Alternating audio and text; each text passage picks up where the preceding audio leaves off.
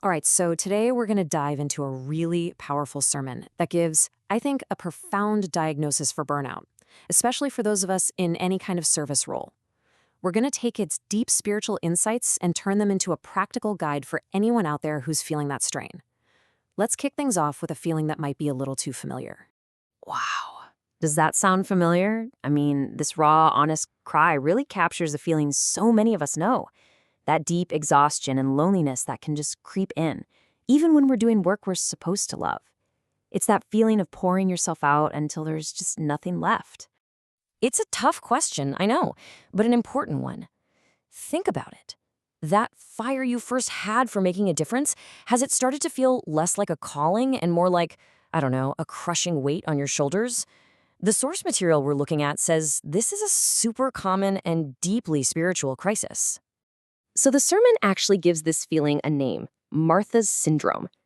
It's inspired by that Bible story about Martha, right? The one who was so busy doing all the work that she totally missed the chance to just be present. It's this state of burnout where our identity just gets swallowed up by our to-do list, and the service we do gets totally disconnected from our own soul. Okay, so what is the real root cause of this syndrome? Well, the diagnosis might not be what you think. It's not about just working less or, getting a new planner. No, it's about understanding where your work is actually coming from. This slide is huge. It highlights this massive distinction. On the left, you've got legalism. That's the mindset of constant doing. It screams, I have to work harder and harder to prove my worth. But on the right, you have grace, which is all about receiving. It says, nope, your worth is already secure, and because of that, you're free to serve. The whole argument is that burnout happens when we're living on the left side of this chart.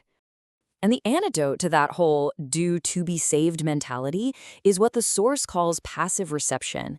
It's this really radical idea that our value isn't something we earn through frantic activity. It's a gift. We just receive it. True joyful service, the sermon argues, doesn't earn us a single thing. It just overflows from a heart that already knows it's full and valued. So, if the problem is a faulty foundation, then the solution, obviously, is to build a secure one. And the source material offers this amazing metaphor for how we can find that kind of unshakable strength. I want you to picture a massive, beautiful tree. We're always so focused on the outside, the impressive branches, the green leaves, the fruit it makes. We judge how healthy it is by what we can see.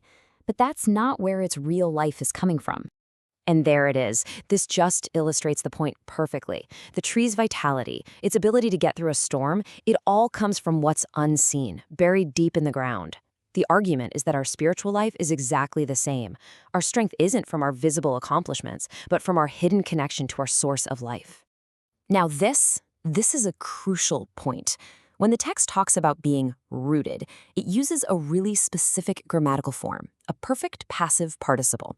Okay, that sounds super technical, I know, but the meaning is profound.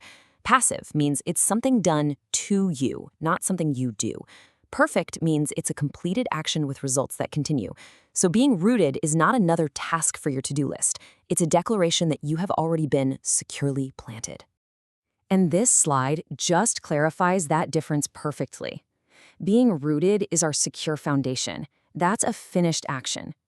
Being built up, though, that's the ongoing process of growth that happens on top of that solid foundation. And notice, it's also passive, meaning we're being helped in our growth. We don't have to stress about building ourselves up. We just have to stay connected to our roots. But, and there's always a but, right? If we're already rooted, then why do we feel so unstable all the time? Well, the source warns us about these modern-day traps that can just sever that connection to our foundation. And here are three of the big ones. First, there's performancism, which makes us believe our worth is completely tied to our output. Then you've got comparison, which is just poison, right? It makes us look at what everyone else is doing instead of our own foundation. And finally, secret legalism. That's that quiet, internal pressure to pretend we have it all together, to never show weakness, which just slowly eats away at our soul. This quote, wow, it is such a powerful antidote to that pressure. It totally reframes the goal. It's not about being a flawless machine. It's about having an honest connection. It gives us permission to be human, to be wounded, and to actually seek comfort instead of pretending we don't need it. Okay, so we've diagnosed the problem, we've identified the traps, so now let's turn to the practical solution. How do we stay connected and keep from running on empty?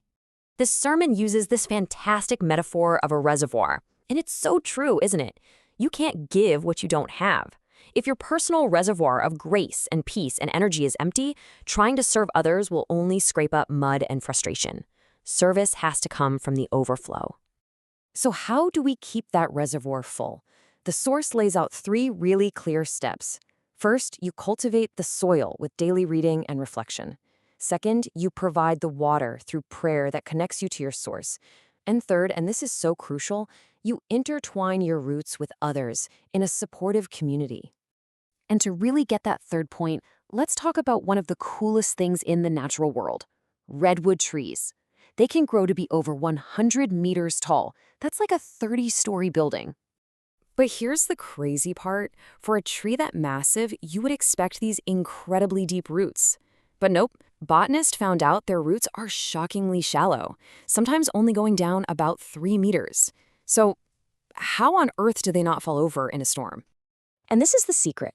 Their stability doesn't come from how deep each one goes, but from how connected they are to each other. Underground, their roots spread out and literally intertwine with all the other redwoods around them.